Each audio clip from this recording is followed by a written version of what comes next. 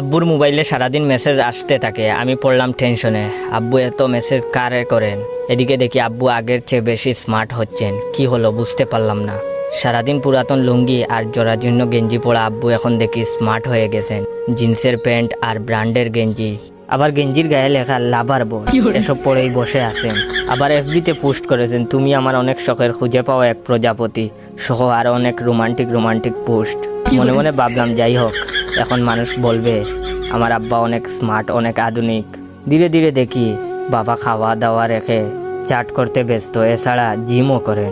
এলাকায় হাঁটেন আলাদা একটা ভাব নিয়ে, মনে হয় 16 বছরের তরতাজা যুবক। এমনকি দেখি উনার বাঙ্গা বাইক রেখে আমার নিউ জিক্সার বাইকটা নিয়ে এখন কই যেন যান বুঝি না।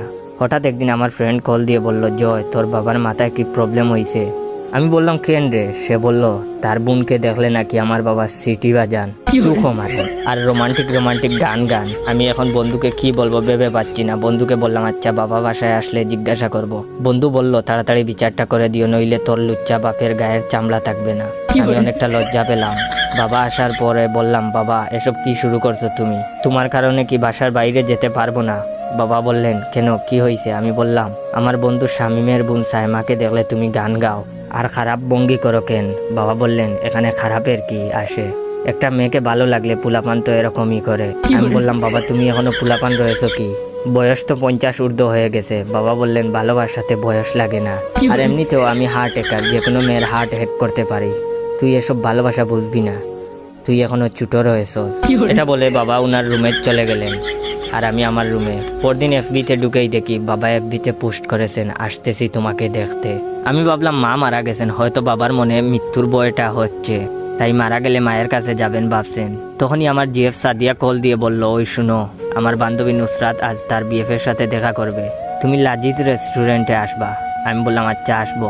আবার মনে মনে ভাবলাম পকেটে নাই 1 টাকা, এখন খাবার খেলে তো আমাকেই বিল দিতে হবে, তাই বাবার রুমে গেলাম টাকা চাইতে। গিয়ে দেখি বাবা স্পিকারে ডিজে গান বাজাচ্ছেন, ডিজে বাহারুল, ডিজে শমসু, আরো অনেক কিছু, আর জিন্সের প্যান্ট আর ব্র্যান্ডের টি শার্ট আর আমার শখের জুতা পরে নাচছেন। আমি শান্ত গলায় গিয়ে বাবাকে বললাম, বাবা আর্জেন্ট কিছু টাকা লাগবে, বন্ধুদের সাথে বাইরে খাবার খাবো। বাবা আমার হাতে 20 টাকা দিয়ে বললেন, যা বাবা এনজয় কর। আমার তো রাগ উঠে গেল। যেই জায়গায় একটা সিগারেটের দাম 17 টাকা, ওই জায়গায় উনি আমাকে 20 টাকা দিয়েছেন বন্ধুদের সাথে খাবার খাওয়ার জন্য। এটা হচ্ছে ভিডিওর সেকেন্ড পার্ট। চাইলে এই জায়গায় শেষ করতে পারতাম ভিডিওটা।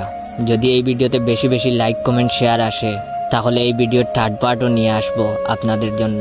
আর হ্যাঁ, আমার টিকটক অ্যাকাউন্ট বাইসা বনফায়ার আর ইউজার নেম ইয়োর জয় অ্যাকাউন্টটাকে ফলো দিয়ে রাখবেন। ধন্যবাদ।